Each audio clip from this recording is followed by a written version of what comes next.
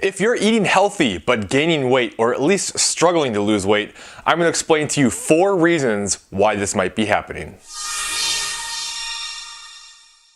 Hey, this is Colin DeWay. If you are looking to create sustainable results and end the yo-yo dieting cycle, make sure you subscribe today and click on that bell notification so you don't miss anything.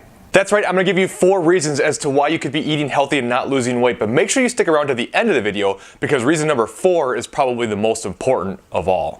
Jumping into it, the first reason why you may not be losing weight is because these healthy foods you're eating, while they may be healthy, are also very calorie dense. See, especially when it comes to foods that are higher in healthy fats, these calories can add up pretty fast. So if you think about things like nuts and seeds and oils, while these are great sources of healthy fats, they're also very calorie dense. Just take a look at what a serving of cashews looks like. It's not very much food, but it comes with a very easy to eat 160 calories. It's actually not that uncommon to see somebody who's trying to lose weight, who's plowing through an entire tin of different kinds of nuts and saying, well, what? It's healthy. Yes, certainly there are good health properties in things like nuts, but those calories still count. And this goes double for different types of oils. So things like olive oil, again, very healthy, have a lot of really good properties to them, but they're very calorie dense, and when it comes to oils, they just aren't filling. So certainly it's great to get the omegas and the unsaturated fats that come with things like olive oil, but you also have to realize that these calories can add up really fast and oils aren't exactly filling. Now don't get me wrong, I'm not saying that using oils is bad or that you should never eat nuts. I'm all for it. They're actually very healthy foods and they're great to include in your diet, but you have to understand that just because they're good doesn't mean you can have unlimited quantities of them. You have to understand that foods on their own do not burn fat. It's all about your calorie balance. So you do have to be in a calorie deficit regardless of what you eat. Now I'm not going to go into a ton of detail because I just covered what a calorie deficit is and how to create one, so I'll put that video at the end of this video. Just make sure you stick around and watch that one after this if it confuses you. See, the reason healthy foods help people lose weight is because many healthy foods are very filling. They're high in micronutrients, they're high in things like fiber, and they help you feel full. So while when you switch to healthier foods, it's easier to eat more food while feeling fuller and thus eat less calories, that doesn't mean that these foods are magic. At the end of the day, it's really about calories in versus calories out, regardless of the exact foods that you eat. It's just that with some types of foods, it's easier to eat less calories. I mean, think about it this way. If you ate a big bowl of broccoli versus a bunch of gummy bears, which one's going to help you feel fuller and give you less calories? Obviously, the gummy bears are going to add up a lot faster and tend to not leave you very full, whereas the broccoli is going to help you feel much fuller. So what I'm trying to get to is, regardless of what exact foods you eat, you should probably be tracking your intake so you can know exactly how much you're eating. This way, if you're not losing weight, at least you know how many calories you're eating, and you need to eat less calories and or move more to see better progress. But if all you're trying to do is eat clean, what are you going to do when progress stalls? Try to eat cleaner? At a certain point, you need to know how much you're eating so you can make these adjustments.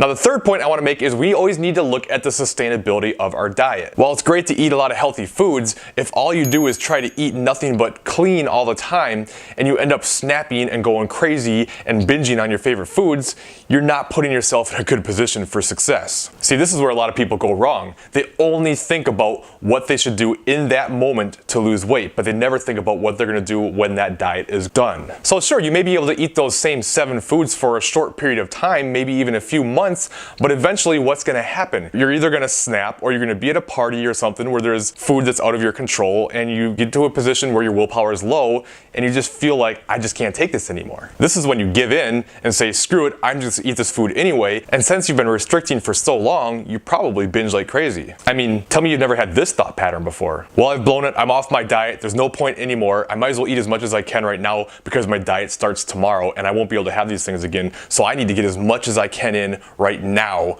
before I can't have them again tomorrow. So now you have to eat as much as possible, you binge until you feel sick, then you end up feeling really guilty, then you beat yourself up, and then this pattern turns into something even bigger where you start feeling worse about yourself, and now it turns into multiple days. You can't get out of it, days turn into weeks, weeks turn into months, sometimes months even turn into years, and before you know it, you have no idea how you've gained 40, 50 pounds. This is why I'm a big fan of flexible dieting and making sure that we do include some foods that we enjoy into our diet so that we don't go crazy and we can still sustain our diet and see results long term. It doesn't matter what you do during the diet if you can't keep it up after the diet's done. We have to always think big picture and long term and understand that we have to be able to sustain whatever we do. And as much as it might seem like if you include some bad foods in your diet, you won't be able to see results, this can't be further from the truth. There are multiple examples of people who've gone on pretty extreme bad diets to create a calorie deficit and lose weight. And not only do they lose weight, but they see improvements in health markers as well. A guy who has a channel called Abs and Ice Cream actually ate ice cream for 2,000 of his 2,400 calories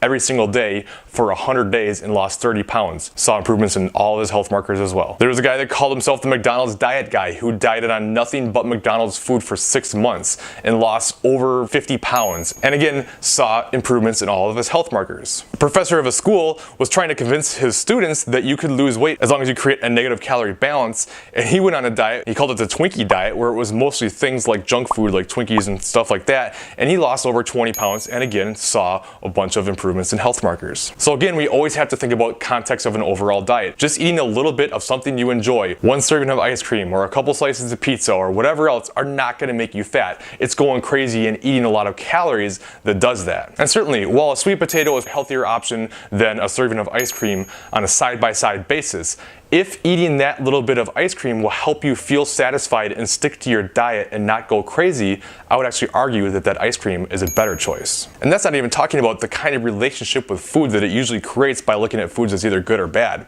If you just look at them as food, you're gonna have a much healthier, happier life. So I wanna hear from you. What foods do you absolutely love and can't live without? And if you have something, are you including it in your diet or are you trying to restrict yourself?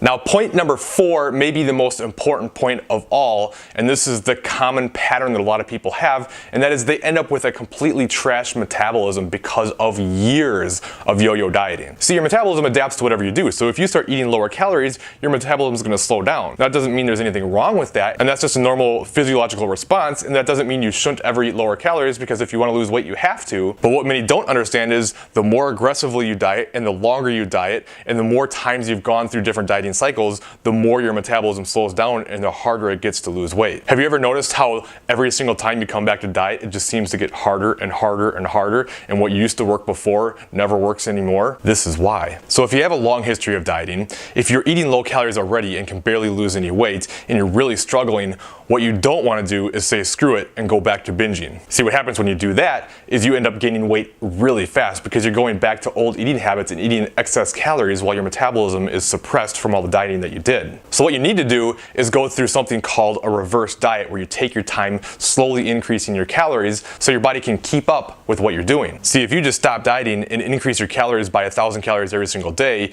your body cannot keep up with this and it'll gain weight really fast. But if you make small adjustments each week and start eating, say, maybe 40-50 calories more every single week, now your body has a better chance of keeping up and you can really minimize the weight gain that happens from this. And I know this could be a really hard thing to hear because you just want to get the weight off, but if you're in a position like this where weight loss has become almost impossible, this is your only way out. So I really want to just strongly suggest that you take the time to put your metabolism into a better place so you can see results down the road. And this is actually a perfect time to start practicing some of these sustainability tips that I was giving you earlier. Start including more foods that you enjoy while increasing your calories and helping build a better relationship with food so down the road you don't yo-yo diet anymore and you can actually see sustainable results. Now, as I mentioned, I have a video that explains what a calorie deficit is and how to personally create one for yourself. So make sure you check that one out over here. And if you have any questions, just let me know. Like the video if you liked it, and I'll see you next time.